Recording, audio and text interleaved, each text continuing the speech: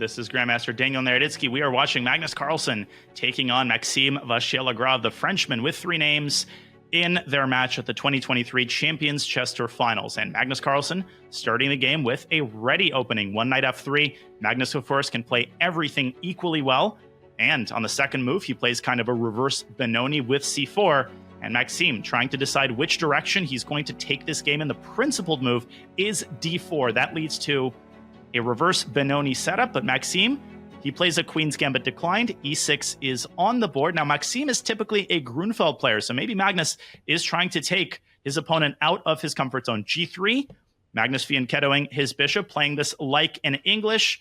Maxime continues to develop his kingside, bishop e7. Now, d4 would transpose into a Catalan, but it seems to me that Magnus is trying to keep the spirit of the position alive. The move b3 here is more typical for English players. So b3 is possible. d4 leads to a mainline Catalan. Magnus taking his time, making this important opening decision. And let's see what Carlsen decides. He continues to ponder his move, and there it is. And indeed, he has played the move b3, preparing to fianchetto his second bishop. Double fianchetto setups are always so interesting, but they can be very risky because white concedes a pretty large share of the center. The principled response for black is now to push that d-pawn up to d4 and then to secure it with the c-pawn. d4 followed by c5, and that is exactly what Maxime does. He is one of the most principled players out there. Magnus Carlsen, will he fianchetto the bishop? No, he will immediately contest black's center with e3. Now Maxime, he is unlikely to capture on e3. He will want to maintain his control over the center. Instead, he plays the move knight to c6. Magnus Carlsen seems to be caught a little bit by surprise. The more standard reaction would have been to start with c5 and then to follow up with knight c6. And Carlsen trades on d4. A lot of tension in the center. Fianchettoing the second bishop. Magnus Carlsen attacking the knight on d4. And if Maxime will not maintain his stranglehold on the d4 square, then the entire concept with knight c6 will turn out to be very dubious. That bishop on c8 is also blocked in by the pawn on e6. So Maxime's queenside is under some fire, and he's trying his best.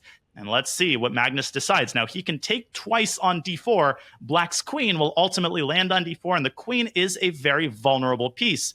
So Magnus deciding, does he want to take on d4? No. He leaves the knight exactly where it is, and instead, he completes his development. This is a very typical Magnus move. He tosses the ball back into black's court, and the knight from c3 can also potentially jump to a4, hitting the bishop on c5 and introducing an element of discord into black's position. Now, Maxime, he can develop his light-squared bishop to d7, but that looks like a very awkward move indeed. The knight from f3, it can also jump into e5, opening up the diagonal for the g2 bishop. Rook to e8 is Maxime's choice. Magnus Carlsen uncomfortable with the kind of position that he has reached. My inclination would be to play knight to e5 here, because that would make it very difficult for black to open up the diagonal for the bishop. And Magnus, he follows the commentator's advice. A big mistake. Knight e5 is on the board.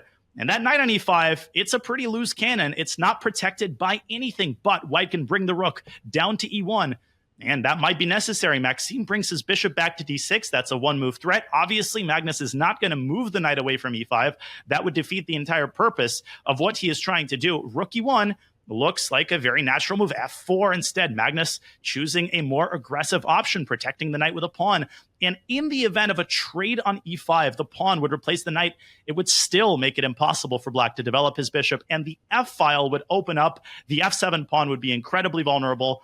That seems to be out of the question. Has Maxime Vachier-Lagrave misplayed this position as he tries to establish the knight on d4? The bishop goes back to c5, and obviously a big threat of a discovered check against the white king. Magnus very likely will move his king over to h1.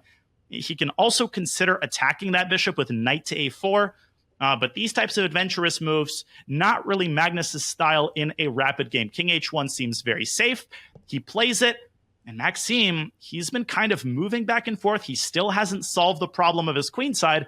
And now the knight on e5 is firmly entrenched. It's protected beautifully by the pawn on f4. Magnus's king is completely safe. And a little hesitation there from the Frenchman. He was about to play queen d6. He didn't like something about that move. Maybe it was that knight a4 move that I had talked about earlier, hitting the bishop on c5.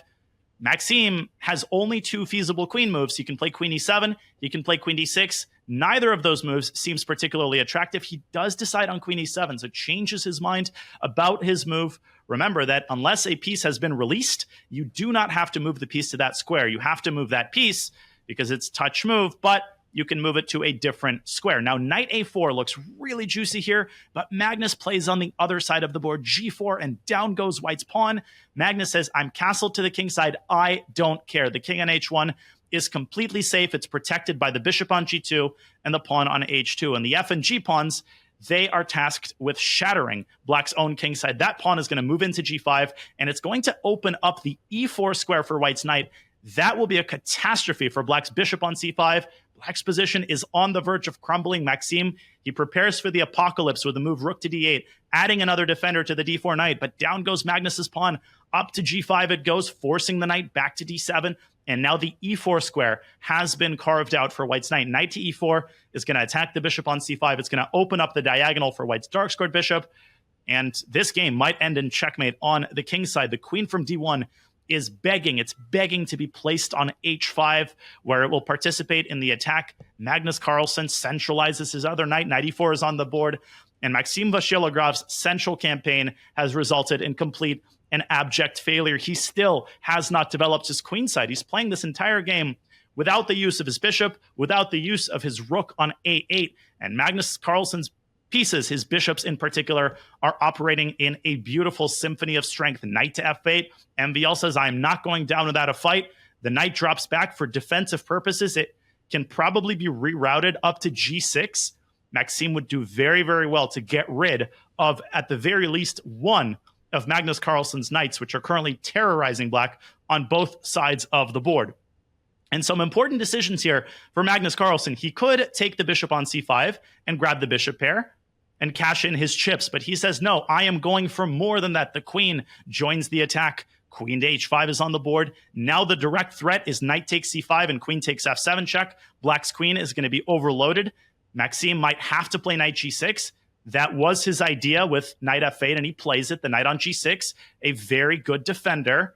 And Magnus, you can just sense he's looking for the kill shot. He's looking for the killer blow. He can still take the bishop on c5, but the knight from e5 can also retreat down to g4.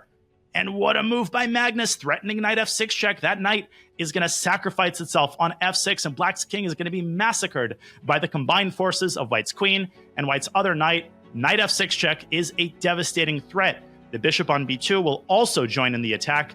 Maxime is busted here. He has no moves. He tries to whip up some counterplay desperately with bishop to a3, and he might eliminate white's bishop, but I think white's knights and white's queen are more than capable of carrying the load, and Magnus still looking for that kill shot. Is it time for knight g or knight e to f6 check?